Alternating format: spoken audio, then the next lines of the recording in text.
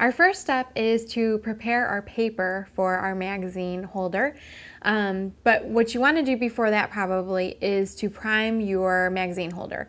These were just plain wood magazine holders that we got at our local craft store, and we've just primed them white.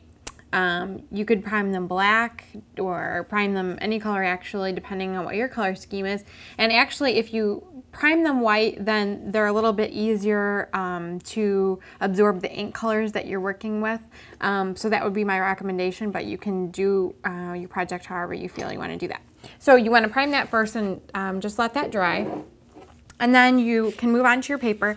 Like I had said, these are a really cool new product by Heidi Swapp. They're called Invisibles, and they come in a variety of different designs. And they come in some different border designs as well. Actually, if I can, this is a page that I've already done this. That's this exact same design here. So there is the relief part, which is the design. And then the background, which is the actual paper, is where the ink gets absorbed. And I'm going to be doing this sheet over here. Like I had mentioned, this product also comes in a chipboard material, which is a little bit thicker. And I have just inked some of this type of chipboard in order to show you the different effects. This was like a brown over here, and then I put some red over the top. I was just kind of playing with different colors. The other great thing about this product is that it works well with glimmer mist. So you can actually spray your glimmer mist on and let it dry. And depending on how wet your paper gets, you know, it will either take longer or shorter to dry depending on how wet your paper is. The other thing is that you can mix colors and just really give it a cool watercolor effects. You can use acrylic paints on this as well.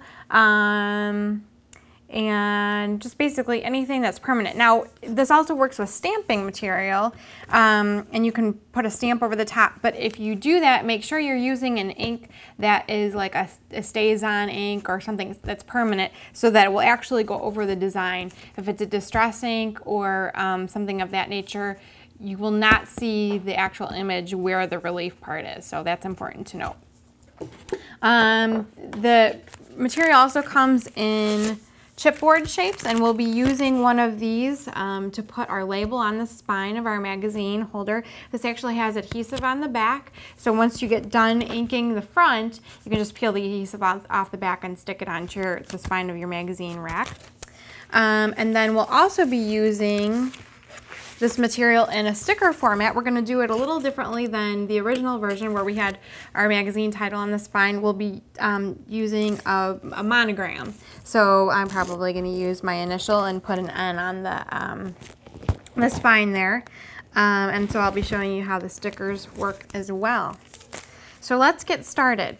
So we're ready to start coloring our paper, and when I start applying the ink, you're going to see how cool this stuff really is. Of course, we are using our Tim Holtz Distress inks. We love these. Fired Brick and Black Soot. Actually, Fired Brick is like one of my new favorite colors. So I'm going to be just applying my ink with an ink blending tool, and this is actually the little product label that comes on top of, or I'm sorry, connected to the page, and we're just going to leave that actually because when we wrap it around the spine of our magazine holder, it actually works to our advantage. So in this project, it's really kind of a nice thing to have. So I've got my ink blending tool here, and I'm just going to ink it up and start applying my ink. And as you can see, when I move my ink over this material, which makes the design, it resists the ink. So that's how you get that design. So we are done inking our entire page for the first layer, and as you can see, this is very different from what our end result is. So in order to get there, obviously, we're going to have to ink the page a couple more times, but in order to get this kind of mottled and variegated look, we want to use the black soot. But before I do that, I've got my mini mister here that's full of water, and I'm just going to spray my page in a couple different spots, almost to the point where the ink starts to pool up. And then I'm going to take my embossing tool, my heat tool,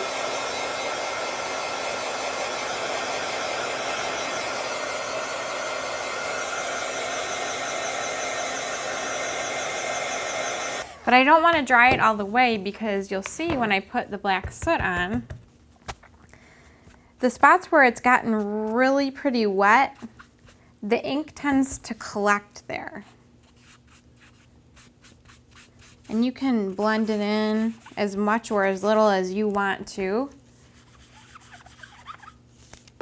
So you can see now our papers are pretty well matched. This one is just slightly lighter because it's drier. This is the one that we just completed.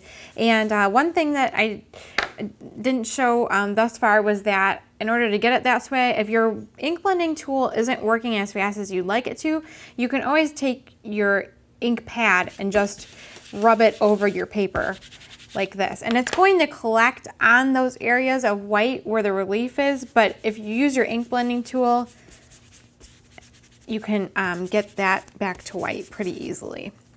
So you can work a little bit more black if you want to, depending on how you like your magazine holder to look.